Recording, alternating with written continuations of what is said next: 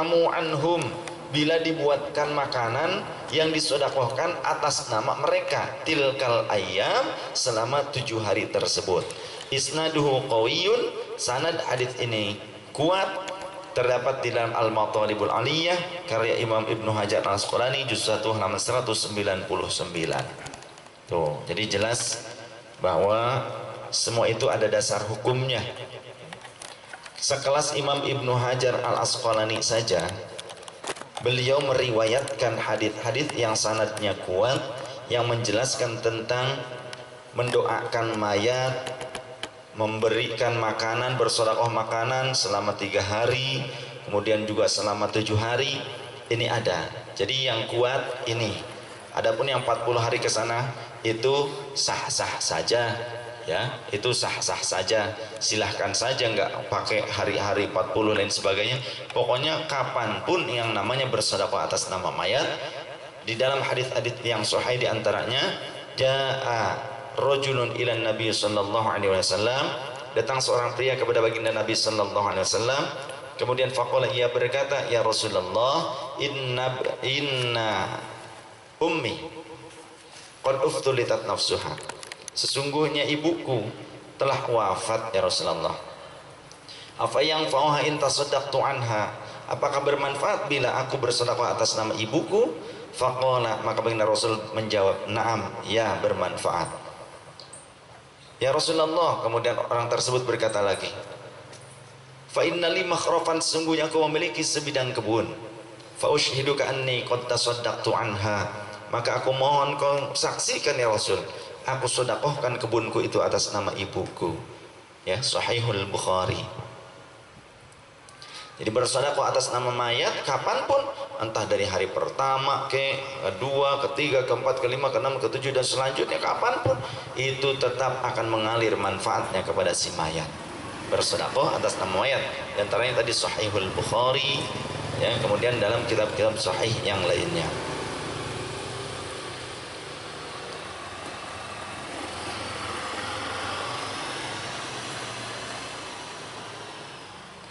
Adapun yang 40 sampai 100 haul dan yang lainnya, ini terdapat di dalam kitab Nihayatuz Zain, di antaranya ya, wat tasadduq anil mayyiti, wat tasadduqu anil mayyiti matlubun.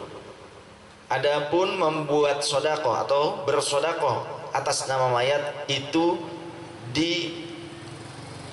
dicari sekali. Dicari apanya? Dicari sekali, diusahakan, maksudnya gitu. Matlubun, diusahakan sekali, dicari pahalanya.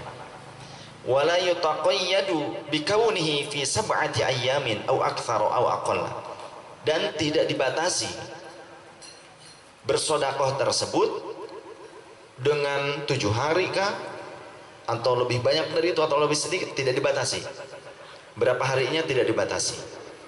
Wa taqyiduhu bi ba'dil ayyami minal awaidi faqat, dan adapun mengqayyidi sedekah tersebut dengan sebagian hari, atau menentukan sedekah tersebut dengan hari-hari tertentu, itu salah satu atau merupakan hal yang merupakan adat, ya, salah satu bentuk adat istiadat. Tidak ada secara khusus dalam agama, itu hanya adat istiadat saja. Adapun di dalam hadis yang kuat tadi, keterangan yang kuat tentang memberi makan selama 3 hari, ya, bersedekah atas nama mayat, kemudian 7 hari, itu yang lebih kuat di dalam kitab Al-Matalibul Aliyah karya Imam Ibnu Hajar Al-Asqalani juz 1 halaman 199. Itu ada.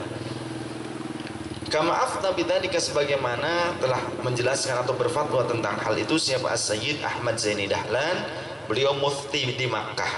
Wa qad jarat adatun nasi, dan sungguh telah berlaku keadatan manusia atau adat istiadat bagi kaum manusia, bitasadduqi anil mayyiti, dengan bersedekah atas nama orang yang telah meninggal, fi thalithin min mautihi, di dalam 3 hari atau hari ketiga dari kematiannya kah, wa fi sabi'in, dan selama 7 hari, fi tamamil ishrin wa fi tamamil ishrin, dan juga pada saat genap menjadi 40 hari, wa fil arba'in ishrin 20, mohon maaf, selama genap menjadi 20 hari, wa fil arba'in ataupun yang 40 hari, wa fil mi'ati ataupun yang 100 hari ya, dan yang 100 harinya, wa ba'da dzalika, dan hari-hari setelah itu, yuf'alu kulla sanatin haulan, yang dilakukan di setiap tahunnya, fi yaumil mauti, di hari kematiannya. Itu hanya adat istiadat saja dan tidak bertentangan. Karena apa? Karena isi amaliyahnya sendiri adalah sedekah bentuknya, dan sedekah atas nama si mayat kapanpun boleh, mau 40, 30, 31, 32 hari lain sebagainya, setiap hari sah-sah saja. Tidak ada larangan bersedekah di hari kapanpun bagi orang yang telah meninggal, karena semua itu bermanfaat.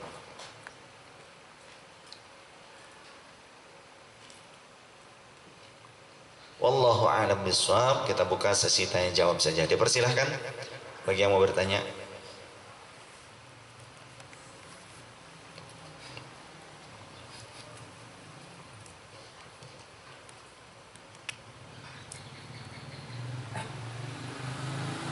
Ada yang mau bertanya? Apa saja boleh.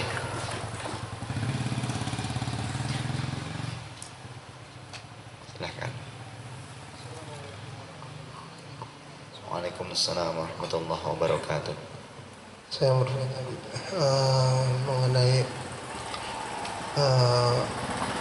dulu saya pernah mendengar bahwa Rasulullah SAW pernah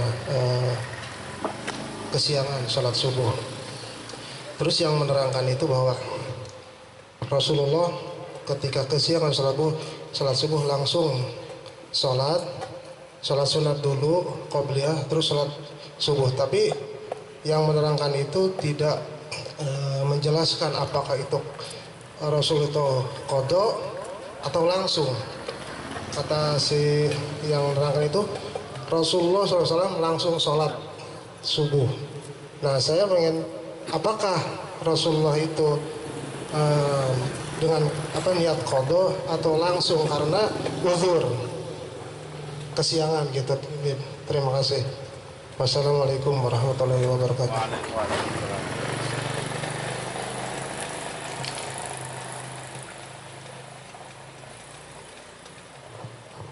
Sesungguhnya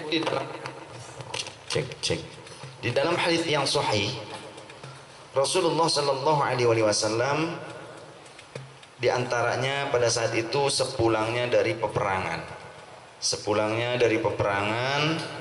kemudian baginda Rasul dan para sahabat hendak tidur. Kemudian sahabat Bilal bilang, ya Rasulullah, tidurlah bersama yang lain, biar aku yang akan membangunkan, biar aku berjaga. Ternyata pada saatnya Rasulullah bangun lebih dulu daripada sahabat Bilal, sampai matahari sudah sepenumbak ya, matahari sudah menyengat. Akhirnya kata Rasul, bangunlah Bilal, kenapa engkau tertidur? Kamu sudah bersiap diri untuk menjaga kami, untuk membangunkan. Ya Rasulullah, sungguhnya tidak pernah aku merasakan tidur yang senikmat ini, karena mungkin saking capeknya dari perjalanan. Baik, kalau begitu, ayo kita berjalan mencari air untuk wudhu. Akhirnya berjalanlah Rasulullah dengan para sahabat, berjalan dulu mencari air. Setelah mendapatkan air, kemudian Bilal lantunkan azan dan iqamat, kemudian dilaksanakan sholat subuh berjamaah qadhaan, karena matahari sudah menyengat.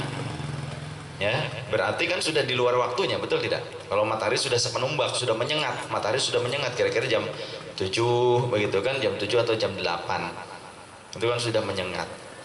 Nah, ini menunjukkan bahwa Rasulullah SAW pun beliau melakukan qadha. Bahkan di dalam suatu hadis sahih yang lainnya, idza raqadtum aw nasiya, ya, atau idza raqada ahadukum aw nasiya, siapa yang salah seorang di antara kalian tertidur ataupun lupa an sholatihi, dari sholatnya, falyusolli idza dzakaraha, maka sholatlah ketika ia mengingatnya. Begitu. Qadha, ya jelas qadha itu, karena kan di luar waktunya. berarti hutang. Kalau membayar hutang itu berarti kan qadha namanya.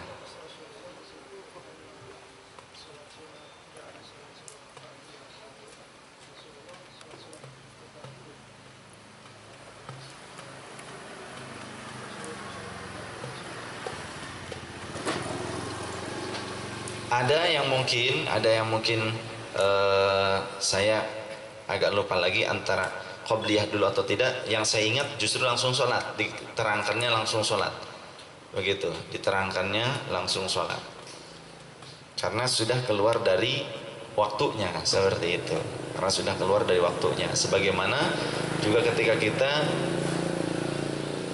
ketinggalan sholat zuhur, maka ketika mengqadanya langsung saja sholat zuhurnya.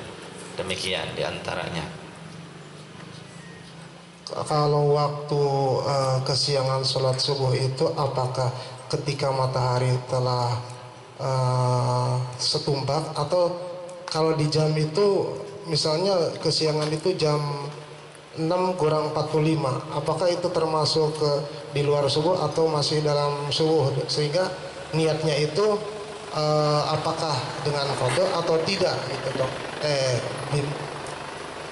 Kalau misalnya ketika bangun itu jam 6:04 misalnya, itu sudah keluar, terbit matahari belum? Kalau sudah terbit matahari kan berarti sudah habis waktunya subuh, berarti ya qadha. Itu berarti kalau dilaksanakannya pada saat matahari sudah terbit, sudah bersinar, begitu ya. Tapi apabila ketika jam 6:04 belum, misalnya baru siang hanya belum, matahari belum mulai tapi udah siang gitu, matahari belum terbit, biasanya matahari belum terbit, apakah di situ memakai qadha atau tidak? Mungkin kalau memang hati-hati mungkin mesti pakai qadha ya toh. Ya gimana itu? Ya kita harus yakin bahwasannya kita harus tahu waktu, bahwasannya akhir dari waktu subuh itu kan terbitnya matahari. Jadi sudah caang, begitu, sudah caang. Kalau masih remeng-remeng, masih seperti seperti mega gitu, tapi mega dari arah timur gitu, itu ya belum, itu batasan akhir yang masih boleh sholat subuh. Tapi kalau sudah timbul sinarnya, begitu, timbul sinar matahari, begitu, maka itu sudah habis waktu subuh, begitu. Jadi kata Rasulullah SAW, man nasiya sholatan falyusalli idza dzakaraha. Siapa orang yang terlupa dari sholatnya, maka ia wajib sholat ketika ia mengingatnya. Sahihul Bukhari nomor 562. Kemudian juga dalam Sahih Muslim, idza raqada ahadukum 'anis sholati aw ghafala anha. Siapa orang yang tertidur, salah seorang di antara kalian tertidur dari sholatnya ataupun lupa anha dari sholat tersebut, falyusalliha idza dzakaraha, maka sholatlah ia ketika ia mengingatnya. Fa innallaha yaqulu aqimis sholata li dzikri. Sahih Muslim nomor 1104. Kalau yang tertidur saja, yang nggak sengaja tertidur dan lupa, itu wajib diqadha, apalagi yang sengaja meninggalkannya, tentu lebih wajib lagi ya untuk mengqadhanya.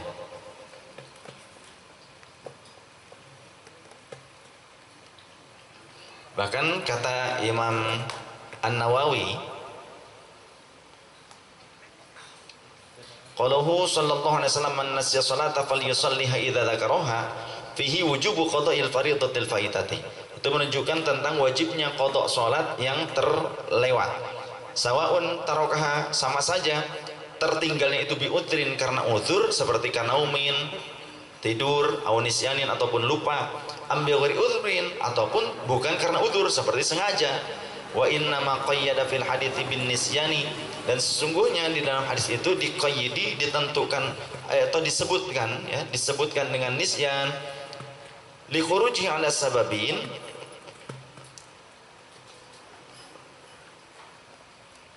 jadi membatasi dengan kata nisyan atau lupa karena ada tujuan dan maksud tertentu ya. Li'annahu idza wajabal qada'u 'alal ma'dzuri, karena sesungguhnya pada dasarnya bila diwajibkan qada' kepada orang yang mendapatkan uzur sekalipun, fa ghairuhu, atau yang lainnya, aula bil wujubi fa ghairuhu, maka yang tidak ada uzur aula, lebih utama bil wujubi untuk diterapkan hukum wajib mengkodoknya begitu. Yang uzur aja wajib mengkodok, apalagi yang sengaja begitu. Wa huwa min babit tanbihi bil adna alal a'la. Jadi kalimat ini menurut usul fikih adalah menyebut sesuatu yang lebih rendah tapi dimaksudkan sebagai peringatan kepada perkara yang lebih tinggi. Syarhun Nawawi 'alal Muslim juz 5 halaman 183.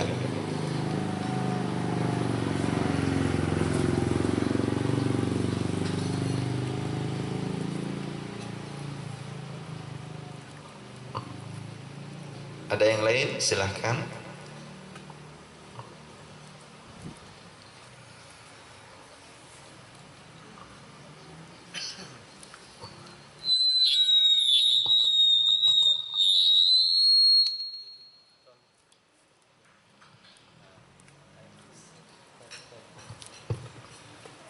Assalamualaikum warahmatullahi wabarakatuh.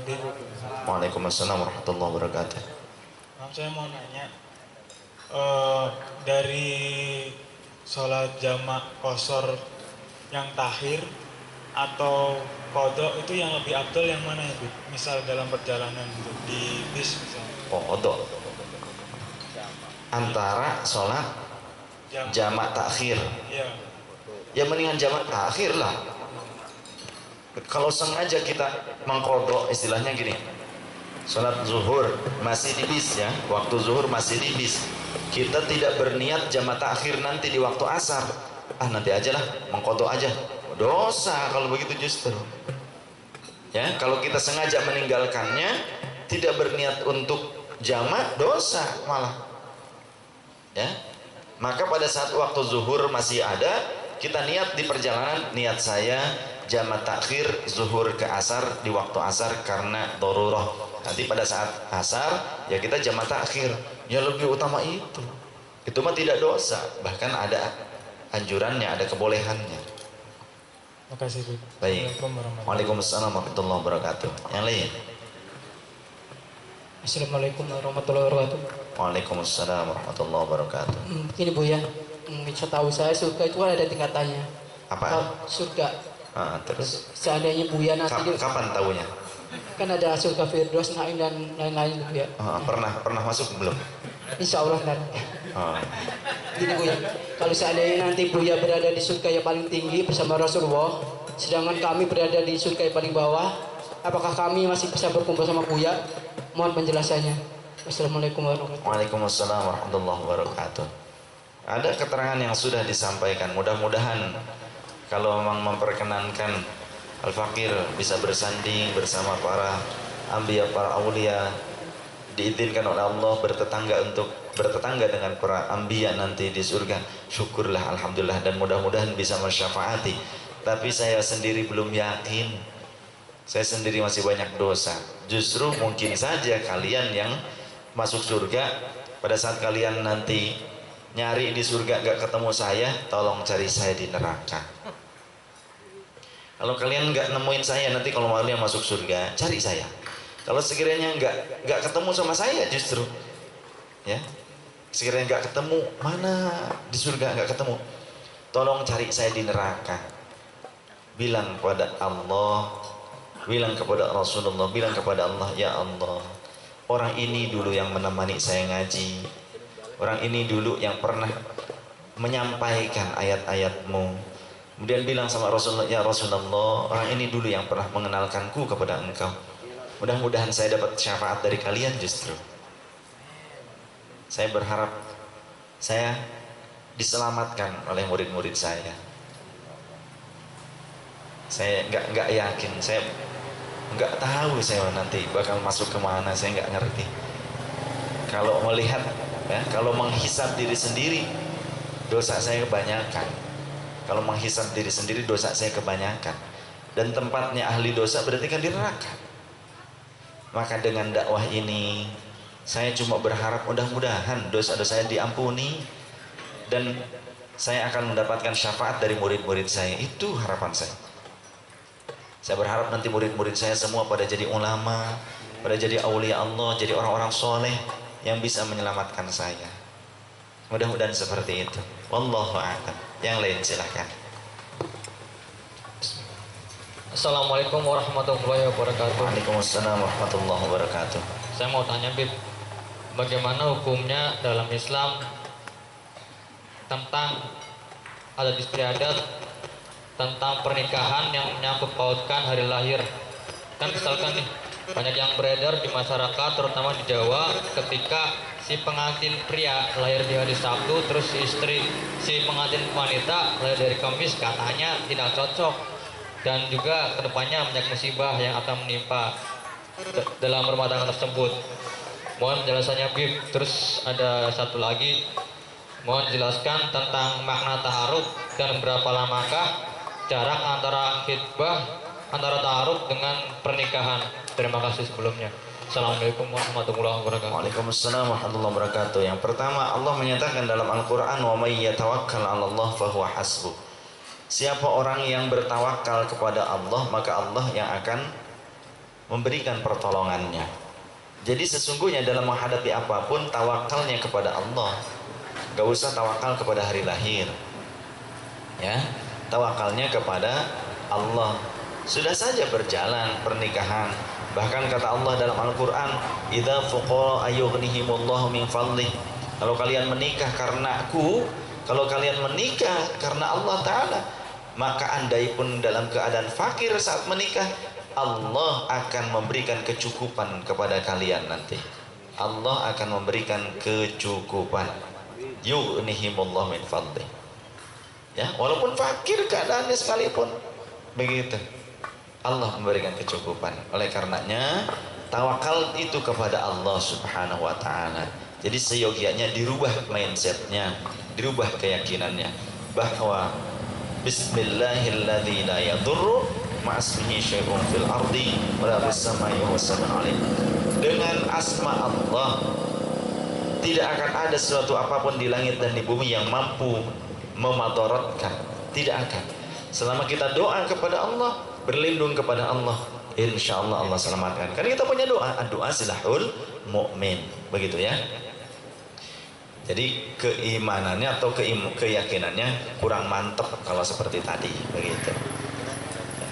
Adapun kalau istilahnya adat istiadatnya begini, PNS hajatannya itu harus hari kerja supaya teman-teman PNS-nya datang ngasih amplop, ya. Nah, PNS mah harus hari kerja, berarti antara Senin sampai Jumat, contoh seperti itu. Nah, itu mah adat juga sama, tapi adat yang tidak menggantungkan keimanan, tidak mengapa, ya. Ada juga adatnya Jumat menikahnya, tapi resepsinya hari libur, boleh ya, boleh-boleh saja. Menikah di hari Jumat itu sunnah. Kemudian juga menikah yang dianjurkan itu di hari Aid, Idul Fitri kah, Idul Adha kah, itu juga dianjurkan, begitu. Kemudian yang kedua tadi ta'aruf. Ta'aruf itu pengenalan, ya. Di antara wa min ayati an khalaqalakum, ya.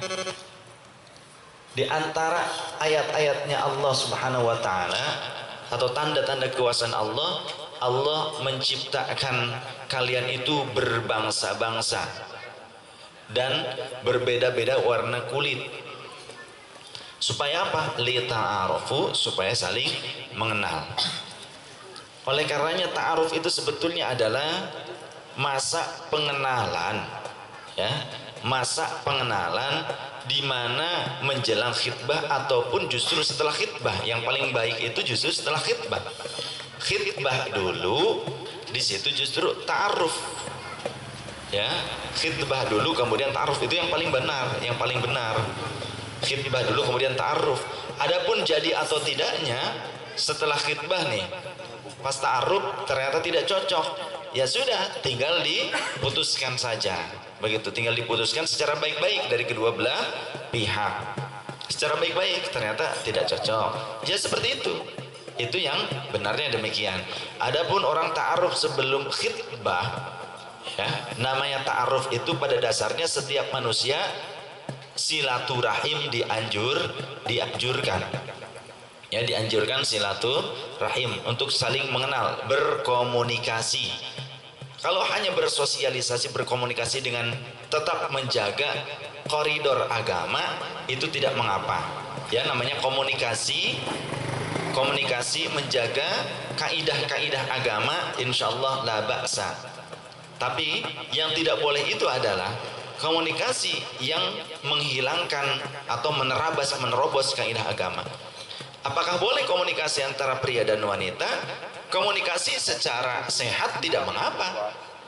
Karena banyak riwayat di mana para sahabiyah, contoh Ummul Mukminin, istri-istri Rasul pun berkomunikasi dengan para sahabat pria untuk menyampaikan ajaran, ya, untuk berkomunikasi. Contoh menyampaikan riwayat-riwayat dari Rasul Sallallahu Alaihi Wasallam, kan tidak mengapa, betul tidak? Banyak kan di dalam hadis-hadis yang sahih begitu. Kalau hanya sebatas komunikasi, pernah Ummul Mukminin ziarah dari sepupunya, dari kubur sepupunya, dari kubur kakaknya, ya, dari Sayyidina Abdurrahman. Berpapasan di jalan dengan sahabat, ditanya oleh sahabat, wahai Ummul Mukminin, dari manakah engkau? Kata Ummul Mukminin, aku baru selesai atau pulang ziarah menziarahi kubur saudaraku. Begitu. Kemudian bertanya, bukankah Rasulullah melarangnya? Ya, dulu Rasulullah pernah melarangnya. Akan tetapi kini Rasulullah memerintahkanku untuk menziarahi kaum muslimin. Begitu, ya. Jadi kalau komunikasi nggak masalah, selama komunikasinya itu baik. Jangan komunikasi di dalam kamar berdua, itu bukan komunikasi, namanya sikomo berduaan. Nah, itu tidak boleh kalau begitu, ya. Tempat sunyi-sunyi atau peluk-pelukan, itu yang tidak boleh. Sebatas komunikasi yang sehat, ya, tidak mengapa. Sharing untuk mengetahui watak satu sama lain, saling menolong satu sama lain, ya. Insya Allah la ba'sa, selama tidak ada kemaksiatan. Demikian, wallahu alam. Kemudian berapa lama ta'aruf setelah khitbah? Berapa lama? Ya sebaiknya jangan lama-lama. Ya, memang tidak ada ketentuan, tapi sebaiknya jangan lama-lama. Khawatir kalau lama-lama setan itu akan menggoda keyakinan dari kalian berdua, menjerumuskan ke dalam permaksiatan ataupun akan memecah belah, ya, dari kedua keluarga besar. Demikian, Allah alam. Yang lain. Assalamualaikum warahmatullahi wabarakatuh. Waalaikumsalam warahmatullahi wabarakatuh. Mudahnya Habib, yang saya tahu yang sudah menikah itu bersentuhan kulit itu batal ya. Tapi ada yang bilang itu yang saya tahu boleh. Tapi ada yang bilang itu batal. Mohon penjelasannya. Baik, di dalam Al-Muwatta juz kedua halaman 65. An Abdillah Ibni Umar radhiyallahu anhu, dari sahabat Abdullah bin Umar, murid Rasul, ya, iparnya Rasul, begitu. Beliau menyatakan annahu kana yaqulu qublatur rajuli, ciumannya seorang suami imra'atahu kepada istrinya, wajassaha biyadihi, dan menyentuhnya dengan tangannya tanpa penghalang, minal mulamasati, itu salah satu bentuk mulamasah. Faman qabbala imra'atahu, siapa yang mencium istrinya, ujassaha biyadihi, ataupun menyentuh dengan tangannya tanpa penghalang, fa'alaihil wudu, maka ia wajib wudu kalau mau sholat, mau memegang mushaf. Itu keterangannya dari sahabat Abdullah bin Umar, murid Rasulullah SAW. Berarti beliau mendapatkan pelajaran dari Rasulullah tentang apa? Ini tentang tafsiran dari ayat Al-Quran, di mana di dalam surah An-Nisa ayat 43, Bismillahirrahmanirrahim, wa in kuntum marda aw ala safarin aw jaa ahadum minkum minal ghaiti aw lamastumun nisaa falam tajidu ma'an fatayammamu sa'idan thayyiban wallahu rasul a'lam bi muradi wa ma'na. An-Nisa ayat 43. Dan jika kamu sakit atau sedang dalam perjalanan, atau kembali dari buang air, atau kamu menyentuh, atau mulamasah bahasanya, menyentuh perempuan yang bisa dinikahi, ya, kemudian kamu tidak menjumpai air, maka bertayamumlah kamu dengan tanah yang baik dan suci. Artinya ini tentang wajibnya tayamum sebagai ganti wudhu. Di antaranya ada mulamasah. Dalam mulamasah ini sahabat Abdullah bin Umar sebagai murid Nabi memberikan penafsiran kepada kita, memberitahukan tentang penjelasan ayat ini yang beliau dapatkan dari Rasul sallallahu alaihi wasallam, bahwasannya mencium ataupun menyentuh seorang suami kepada istrinya tanpa penghalang antara kulit dengan kulit, maka itu termasuk mulamasah yang wajib wudhu kalau mau sholat ataupun memegang mushaf. Demikian. Yang lain. Assalamualaikum warahmatullahi wabarakatuh. Waalaikumsalam warahmatullahi wabarakatuh. Mohon maaf, Bib, mau bertanya mengenai Dimaafkan. sholat sunat lil unsi fil qabri. Apa ada anjurannya? Di dalam Nihayatuz Zain, salat unsi fil qabri ada hadis-hadisnya walaupun dhaif tapi banyak syawahid, banyak penguat ya, banyak hadis-hadis yang menguatkannya walaupun dhaifnya banyak bisa jadi kuat. Dan juga mengamalkan hadis dhaif untuk fadhailul a'mal itu tetap dianjurkan. Di dalam Al-Adhkar Imam An-Nawawi dijelaskan begitu, untuk fadhailul a'mal, targhib dan tarhib itu tetap disunnahkan. Kalau untuk fadhailul a'mal, targhib dan tarhib, unsi fil qabri atau salat hadiah ya, ada hadis-hadisnya di dalam kitab Nihayatuz Zain karya Syekh Nawawi Al-Bantani. Di antaranya itu silahkan merujuk kepada kitab Nihayatuz Zain. Demikian. Yang lain. Assalamualaikum warahmatullahi wabarakatuh. Waalaikumsalam warahmatullahi wabarakatuh. Bib, curhat sedikit, Bib. Sedikitnya berapa lama kira-kira? Karena kalau curhat nggak bisa sedikit, pasti lama. Salah 5 menit, Bib. Mengenai almarhum bapak saya, Bib, udah hampir 1 tahun lebih wafat. Beliau dalam semasa hidupnya yang saya tahu, ketika baru kelas 5 SD beliau udah disunat dan alhamdulillah khataman. Namun nggak lama kemudian ibu kandungnya meninggal, nenek saya berarti. Selama itu dari setelah itu beliau bapak saya itu seolah-olah kayak hilang imannya apa gimana ya, Bib ya. Mulai sampai kemarin detik-detik wafat, semasa hidupnya yang saya tahu jarang sholat Jumat apalagi sholat fardu, Bibi. Dalam jarang sholat fardu apalagi sholat Jumat itu, Bib.